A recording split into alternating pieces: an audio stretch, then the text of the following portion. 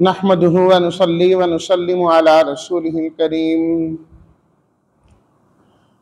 अम्मा बाद फ़अऊज़ु बिल्लाहि मिनश शैतानिर रजीम। बिस्मिल्लाहिर रहमानिर रहीम।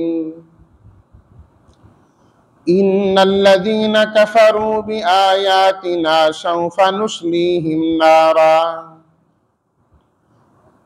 कुल्लमा नज़िजत जुलूदुहुम बद्दलनाहुम जुलूदन गैरहा लियज़ूक़ुल अज़ाब इन्नल्लाह कान अज़ीज़न हकीमा। वल्लज़ीना आमनू व अमिलुस्सालिहात सनुदखिलुहुम जन्नातिन तजरी मिन तहतिहल अन्हारु खालिदीन फीहा अबदा लहुम फीहा अज़वाजुम मुतहहरा व नुदखिलुहुम ज़िल्लन ज़लीला। सदक़ल्लाहु मौलानल अज़ीम। अल्लाहुम्मा सल्लि अला सय्यिदिना व मौलाना मुहम्मदिन व अला आलि सय्यिदिना व मौलाना मुहम्मदिन व बारिक व सल्लिम। सौफा अन करीब, नुस्लीहिम दाखिल करेंगे हम उनको, नज़िजत जल जाएंगी, जुलूदुहुम जिल्द की जमा खालें, बद्दलना हम बदल देंगे हम उनको, लियज़ूक़ू ताके चखें वो, सनुदखिलुहुम आन करीब हम उनको दाखिल करेंगे, खालिदीना हमेशा, अज़वाजुन बीवियां, मुतहहरतुन पाकीज़ा पाक साफ, ज़िल्लन साए, ज़लीलन घने घने साए। तर्जुमा। बेशक वो लोग जिन्होंने हमारी आयत का इनकार किया, हम अनकरीब उनको आग में दाखिल करेंगे, जब भी उनकी खालें जल जाएंगी हम बदल देंगे और खालों के साथ, ताकि वो अजाब को चखें। बेशक अल्लाह ताला गालिब हिकमत वाले हैं। और वो लोग जो ईमान लाए और जिन्होंने नेक अमल किए, हम उनको दाखिल करेंगे बागात में जिनके नीचे से नहरें जारी होंगी, हमेशा हमेशा उसमें रहने वाले होंगे। उनके लिए उसके अंदर बीवियां होंगी पाकीज़ा, और हम उनको घने साए में दाखिल करेंगे।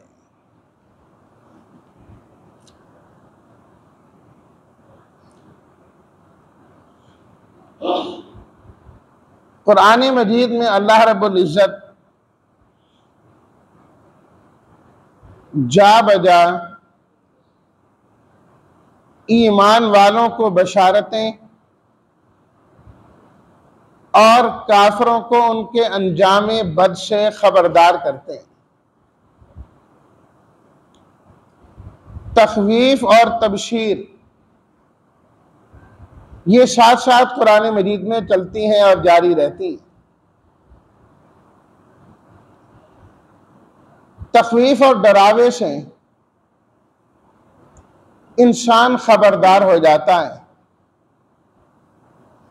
जब बुरा अंजाम और बुराई का अंजाम सामने आता है तो बहुत सारी तबीयतें ऐसी हैं जो डरने लगती हैं और कांपने लगती हैं, और बहुत सारे लोग इस मिजाज के भी होते हैं कि जब उनको खुशखबरी सुनाई जाए, खुशी की बात सुनाई जाए, तो तब वो राग़िब होते हैं और मुतवज्जे होते हैं। इसलिए आज की पढ़ी गई आयत में से पहली आयत में अल्लाह ताला ने काफिरों को उनके बुरे अंजाम से खबरदार किया और फरमाया कि इन्नल्लज़ीना कफ़रू बिआयातिना सौफ़ा नुस्लीहिम नारा, कि जिन लोगों ने हमारी आयत का इनकार किया हम ऐसे लोगों को भड़कती आग में दाखिल करें। वो आग जो इंतहाई तेज होगी। दुनिया की आग कितनी तेज तरीन होती है, फरमाया गया कि ये जो आखिरत की आग है उसका 70वां हिस्सा भी नहीं, वो 70 गुना ज्यादा इससे तेज होगी। तो यहां की आग इंसान बर्दाश्त नहीं कर सकता। थोड़ी देर के लिए अपनी उंगली आग पर नहीं रख सकता, बल्कि आग के ऊपर जो चीज है, जो बर्तन रखा हुआ है, इंसान उसको नहीं उंगली लगा सकता, भागता है और गुनाह पे गुनाह किया जा रहा है इस बेखौफी में कि आखिरत में जाके क्या बनेगा। वहां की आग कैसे बर्दाश्त कर सकता। वो एक शख्स के मुतालिक आता है ना कि वो अपने किसी काम में लगा हुआ है और साथ उसने आग भी जलाई हुई है, मोमबत्ती जलाई हुई है। थोड़ी देर के बाद अपनी उंगली उस आग के ऊपर करता है और फिर हटा के अपना काम शुरू कर देता है। किसी ने पूछा कि आप ये क्या करते हैं? कहने लगा कि जब मेरे दिल के अंदर किसी गुनाह का दाइया पैदा होता है कि मैं ये काम कर लूं, तो सबसे पहले मैं अपने नफ्स को ये कहता हूं कि देख, क्या तू आग को बर्दाश्त कर सकता है? फिर खास तौर पर जहन्नम की आग हो। तो मैं अपनी उंगली को दुनिया की आग के ऊपर करता हूं, जो ही मैं ऊपर ले जाता हूं तो मुझे तकलीफ होती है, तो फौरन मेरा जी फैसला करता है कि जहन्नम की आग बर्दाश्त नहीं कर सकता। तो जब नहीं बर्दाश्त कर सकता तो फिर गुनाह को ही तर्क कर, गुनाह को ही छोड़ दिया जाए। कुल्लमा नज़िजत जुलूदुहुम बद्दलनाहुम जुलूदन गैरहा। दुनिया में तो ऐसा होता है ना कि जब एक चीज जल जाए तो उसके बाद उसको जलने का असर नहीं होता। जल गई, राख हो गई, सड़ गई एक चीज, तो जब जहन्नमी जहन्नम में डाले जाएंगे तो ये भी तो जल जाएंगे, इनकी खाल भी जल जाएगी। हो सकता है किसी के जहन में आता कि एक अरसे के बाद फिर वो उसके जलाने का असर इंसान पर नहीं होगा। जल जल के एक चीज बेअसर हो जाती है, असर खत्म हो जाता है उस पर। अल्लाह ताला ने फरमाया कि ऐसा नहीं है। कुल्लमा नज़िजत जुलूदुहुम बद्दलनाहुम जुलूदन गैरहा। जब भी ये खाल जल जाएगी फौरन इस खाल को एक दूसरी खाल से तब्दील कर दिया जाए,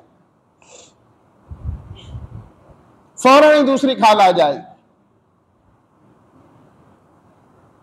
हजरत मुआज़ इब्न जबल रज़ियल्लाहु ताला अन्हु इस आयत की तफसीर में फरमाते हैं कि एक साथ का लफ्ज इरशाद फरमाया कि एक साथ में जहन्नमियों की खालें 100 मरतबा तब्दील हो जाएगी, साथ ही जलेंगी, साथ ही बदल जाएंगे, उनको जला दिया जाएगा फिर और आ जाए। और तफसीर मज़हरी में है, हजरत हसन बसरी रहमहुल्लाह फरमाते हैं कि जहन्नमी की खाल जहन्नम में एक दिन में 70,000 मरतबा जलेगी और फिर तब्दील हो जाएगी। यानी ये अमल बार बार बार बार बार बार जारी रहेगा, होता रहेगा। क्यों? लियज़ूक़ुल अज़ाब, ताकि लोग अजाब को चखें, मुसलसल अजाब उनको होता रहे। इन्नल्लाह काना अज़ीज़न, फरमाया कि अल्लाह ताला गालिब है, उसके लिए ये अजाब देना और इतने ज्यादा बंदों को अजाब देना कोई मुश्किल नहीं है कि इतने जहन्नमी, काफिर सारे जहन्नम ही जाएंगे ना, तो इनको जहन्नम में डालना और इनकी खालों को बार बार बदलना ये रब्बुल आलमीन के लिए कोई मुश्किल नहीं। हकीमन, और वो बड़े हकीम है, हिकमत वाले हैं। अल्लाह ताला चाहे तो वो एक खाल भी ना जले, बार बार तब्दीली की जरूरत भी पेश ना आए और तकलीफ भी होती रहे, लेकिन फरमाया ये उसकी हिकमतें। अल्लाह ताला ही बेहतर समझते हैं कि उसके हर काम में क्या हिकमत है। और फिर इसके बिलमुकाबिल दूसरी आयत में अल्लाह ताला ने बशारत और खुशखबरी जिक्र की, फरमाया कि वल्लज़ीन आमनू व अमिलुस्सालिहात, जो लोग ईमान लाए और जिन्होंने नेक अमल किए।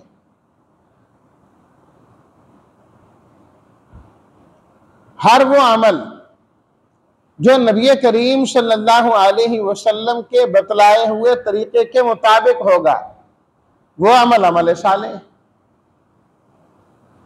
अल्लाह का हुक्म और नबी करीम सल्लल्लाहु अलैहि वसल्लम का तरीका,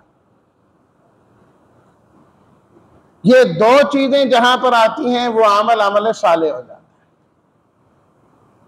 अल्लाह का हुक्म नहीं है या अल्लाह का हुक्म है और अल्लाह के हबीब सल्लल्लाहु अलैहि वसल्लम का तरीका नहीं है, वो अमल नेक अमल नहीं हो सकता। तो जो नेक अमल करेंगे, और यहां पर अल्लाह ने अमल का लफ्ज़ जिक्र किया और बार बार अल्लाह ताला अमल का लफ्ज़ जिक्र करते। एक होता है फेल, फ़ालू, फेल का माना होता है मुतलकन किसी काम को कर लेना, और अमल कहते हैं किसी काम को तसलसल के साथ करना, बार बार बार बार करना। कामयाबी के लिए नेक अमल कर लेना काफी नहीं, नेक अमल को तसलसल के साथ करते रहना जरूरी है। आमनू व अमिलुस्सालिहात, ईमान लाएं और मुसलसल नेक अमल करते रहें। सनुदखिलुहुम जन्नातिन तजरी मिन तहतिहल अनहार, फरमाया कि हम इन लोगों को जन्नतों में दाखिल करेंगे, बागात में दाखिल करेंगे। तजरी मिन तहतिहल अनहार, फरमाया कि वहां महल्लात में नहरें जारी होंगी, एक इंतहाई खूबसूरत मंजर होगा। खालिदीन फीहा अबदा, ये लोग हमेशा हमेशा उसमें रहने वाले हैं। ये नहीं कि एक दो दिन की खुशी और उसके बाद फिर सब गम, नहीं। जो नेक अमल करके ईमान के साथ आएगा, हमेशा हमेशा की अल्लाह जन्नत और अपनी रजा अता फरमाए। लहुम फीहा अज़वाजुम मुतहहरा, अकेला इंसान कितनी ही नेमतों का मालिक क्यों ना हो जाए, आखिर उसको घबराहट होती है, परेशानी होती है। एक घर के अंदर इंसान अकेला नहीं रह सकता, कितनी देर रह जाएगा, उसके बाद अजीब सी कैफियत होना शुरू हो जाती है। इतनी बड़ी जन्नत, जो अल्लाह एक एक जन्नती को अता फरमाएंगे? तो फरमाया अकेले नहीं, लहुम फीहा अज़वाजुन, अल्लाह ताला इनको बीवियां भी अता फरमाएंगे, इनके जोड़े अता फरमाएंगे। और वो जोड़े क्या होंगे? मुतहहरातुन, पाकीज़ा, साफ सुथरे, कि अल्लाह ताला उनको बौलो बरात से, हैज व निफास से पाक कर देंगे और हमेशा हमेशा के लिए रहेंगे। कभी इस जोड़े में लड़ाई भी नहीं होगी, बद अखलाकी से भी अल्लाह पाक कर देंगे,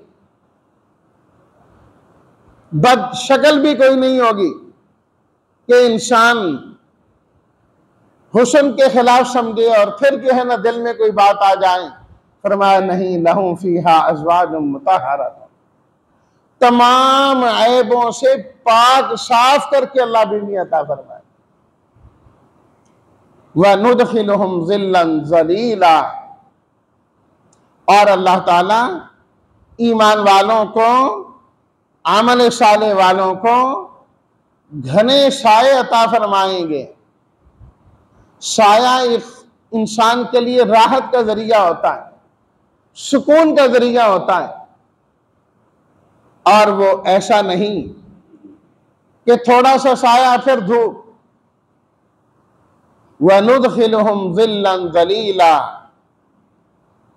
व ज़िल्लन ममदूदा, सूरह अल-वाक़िया में फरमाया लंबे लंबे साए होंगे। हदीस शरीफ में आता है, नबी करीम सल्लल्लाहु अलैहि वसल्लम ने इरशाद फरमाया कि जन्नत के अंदर एक दरख्त है कि एक सवार, घुड़सवार 100 साल उसके साए में चलता रहेगा, उसका साया खत्म नहीं होगा। इतनी बड़ी बड़ी और अजीम नेमतें अल्लाह ने तैयार की। और इसी तरह अल्लाह क़यामत के दिन अपने अर्श का साया नसीब फरमाएंगे ईमान वालों को, नेक अमल वालों को, जवानी में इबादत करने वालों को, छुप कर सदका खैरात करने वालों को अपने अर्श का साया नसीब फरमाएंगे। और वो साया भी ऐसा है जिसे अल्लाह अता फरमाएंगे, उसके लिए भी सारी परेशानियां खत्म। तो फरमाया कि ये देखें, ये 2 रास्ते हैं, अब जिसको इख्तियार करोगे उसका अंजाम है तुम्हारे सामने बयान कर दिया गया, सामने बयान कर दिया गया। अल्लाह हम सबको ईमान वाला बनाए और ईमान के बाद आमाल साले इख्तियार करने वाला बनाए, और अपनी रहमत से अल्लाह हम सबको जन्नतुल फिरदौस अता फरमाए।